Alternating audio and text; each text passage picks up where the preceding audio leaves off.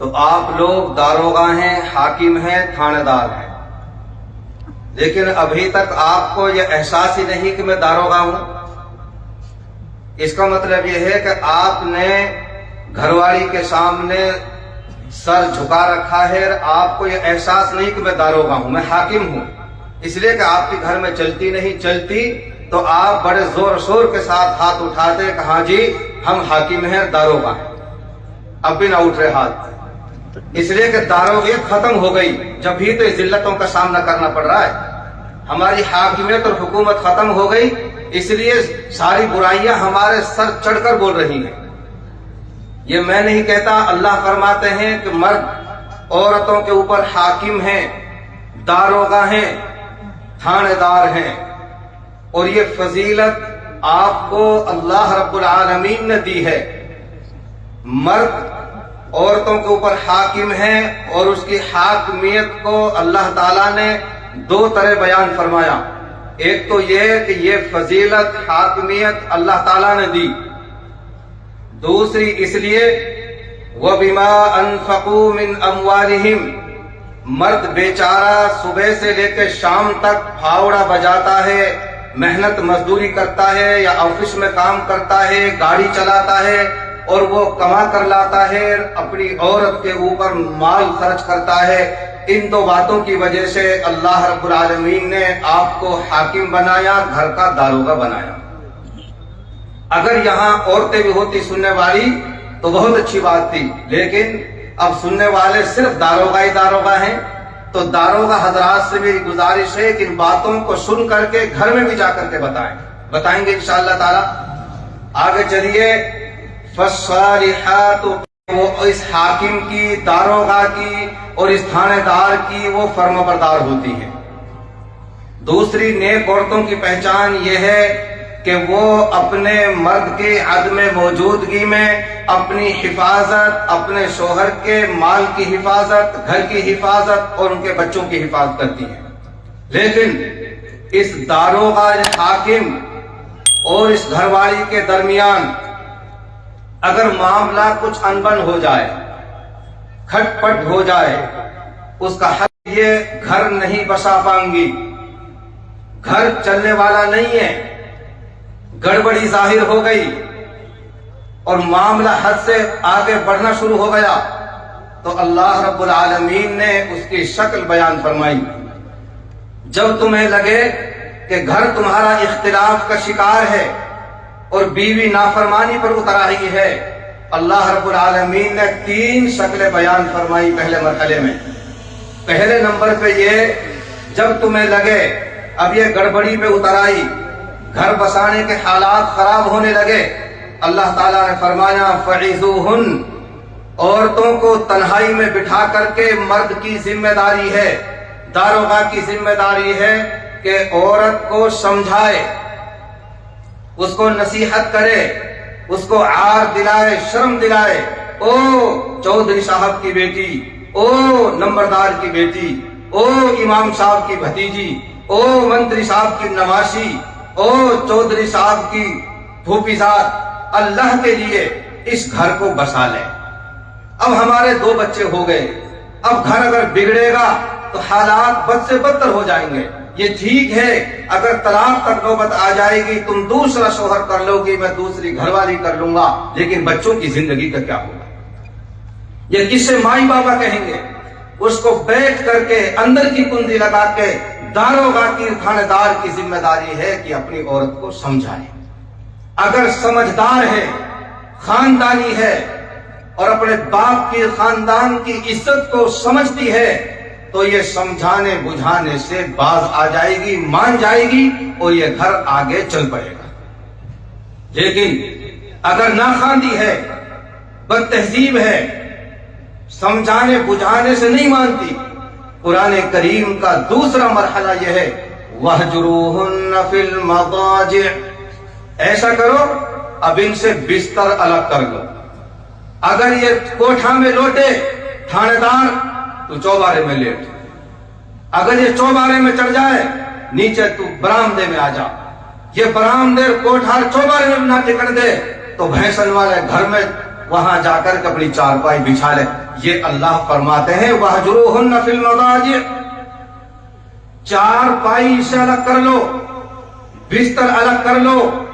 ये भी एक सजा हो सकती है औरत के लिए, अगर अक्लमंद और समझदार है। जब ना मानी समझाने बुझाने से तो अब मान जाएगी, लेकिन इतनी नादान अनसमझ अब भी ना मानी। समझा ली बुझा ली, हाथ पैर पकड़ लिए, जोड़ लिए, नफा नुकसान समझाने की कोशिश की, नहीं मानी। उसके बाद में बिस्तर अलग करके देख लिया, चिल्ले की जमात में निकल गया, आया वापिस तो कुत्ता की पहुंच फिर मुड़ी निकली, फिर नहीं मानती। तीसरा मरहला वद्रिबूहुन, अब उसको उसारी में बुला करके और हल्की फुल्की पिटाई लगा दो। ऐसी पिटाई हड्डी क्रेक ना हो, बड़ी ना उपड़े, नीच ना पड़े, हल्की फुल्की उसको पिटाई लगाओ। ये 3 मरहले हैं मेरे अजीजों भाइयों बुजुर्गों, औरत को समझाने बुझाने के, तरबियत करने के। लेकिन ऐसी कमतर बुद्ध हो, ऐसी अनसमझ, न समझाने से मानी, न बिस्तर करने से मानी, न हल्की फुल्की पिटाई करने से मानी। अल्लाह कहते हैं इन 3 मरहलों से गुजरने के बाद अगर अकल ठिकाने आ जाए, कुछ समझदारी पैदा हो जाए, तो फिर तुम्हें यह काम करना है और तुम्हारी बात मानने लगे। फ़इन अताअनकुम फला तबगु अलैहिन्न सबीला, अब कोई झूठा तरीका निकाल करके उनके ऊपर जुल्म ज्यादती ना करो, अगर तुम्हारी बात मानने लग जाए। इन 3 मरहलों से गुजरने के बाद भी अगर औरत बाज नहीं आती, फिर कुरान करीम ने एक और तरतीब बताई, और वो क्या है? वइन खिफ्तुम शिकाक बैनिहिमा फबअसू हकमम मिन अहलिही व हकमम मिन अहलिहा। ये वो सिस्टम और निजाम है जो आमतौर से हमारी मेवात के अंदर राइज है। जब मियाँ बीवी समझाने बुझाने से ना माने, बिस्तर अलग करने से ना माने और हल्की फुल्की पिटाई से भी ना माने, फिर कुरान करीम ये कहता है एक पंच चौधरी साहब लड़के वाले की तरफ से और एक पंच चौधरी साहब लड़की वाले की तरफ से, 2 पंच खड़े हो जाएं। मामले को गहराई और गहराई से देखने की कोशिश करें, समझे बात को, दोनों तरफ से बात लें। कुरान हकीम अल्लाह ताला फरमाते हैं एक पंच लड़के की तरफ से, एक पंच और चौधरी साहब लड़की की तरफ से। फिर क्या है? इन युरीदा इस्लाहन युवफ्फिकिल्लाहु बैनहुमा, अगर ये दोनों चौधरी साहब, दोनों पंच मिलकर के, ये पंच इखलास के साथ, लिल्लाहियत के साथ, अल्लाह की रजा के लिए अगर ये चाहें कि घर बस जाए, अल्लाह फरमाते हैं कि ये घर बस सकता है। लेकिन अगर ये जेब भरा, ओझ भरा हुए ये पंच, कुछ हमारी कौम में बहुत सारे तबके हैं और 2 तबके ऐसे हैं, कुछ ओझ भरा कुछ गोझ भरा।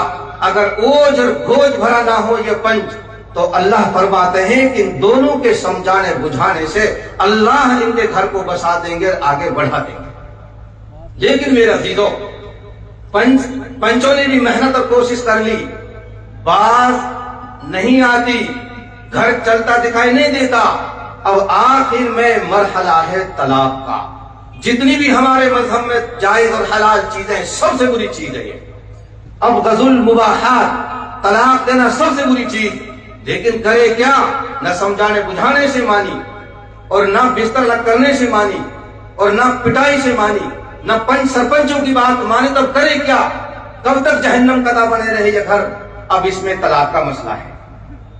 अब तलाक देना जायज हो जाता है, बल्कि नागुज़ीर हो जाता है ऐसे हालात में। अब आपको तलाक किस तरीके से देनी है, आपको क्या करना है? तलाक की 3 किस्मों से बहुत सारी बड़ी तफसील है। मैं आपको बता रहा हूं, तलाक की 3 किस्में हैं। पहले नंबर पे तलाक अहसन, तलाक हसन और तलाक बिदात। 3 किस्में हैं तलाक की। तलाक अहसन ये है, और तो समझ गए आप, बिल्कुल कोई पार ही नहीं पड़ती, घर चलता ही नहीं, आ गए बिल्कुल तलाक तक नौबत आ गई। अब आपको यह काम करना है, तलाक देनी है। एक तलाक देनी है। कब देनी है? जब औरत माहवारी से पाक साफ हो जाए और मियां बीवी की कुर्बत ना हो। अलग थलग रहे, पाक हो गई, अब उसको एक तलाक दे करके छोड़ दो। आपको 2 या 3 तलाक देने की कोई जरूरत नहीं है। तुहुर की हालत में, पाकी की हालत में, वो पाकी, वो तुहुर के अय्याम जिनमें मियां बीवी ने मुलाकात ना की हो, एक तलाक देकर औरत को छोड़ दिया जाए। अगर ये खानदानी है, समझदार है, अब भी अपने शोहर का हाथ दबाकर, पैर दबाकर, पैर पकड़कर रिजा बुझा देगी, अल्लाह के लिए गलती हुई, मुझे माफ कर दे, अब जैसे आप कहोगे मैं ऐसे घर चलाऊंगी, बसाऊंगी। हो सकता है मर्द का दिल नरम हो जाए और वो रजा कर ले, रुजू कर ले, तो अभी भी बात बनी रहेगी। इद्दत के अंदर अंदर अगर वो रुजू कर लेता है, या तो जुबान से कह दे ठीक है जो कुछ हुई तलाक में वापस लेता हूं और मैं तो ठीक ठाक रहेंगे, तो रजत हो जाती है। या मियां बीवी जैसा कोई काम कर लिया तो भी रजत हो जाती है।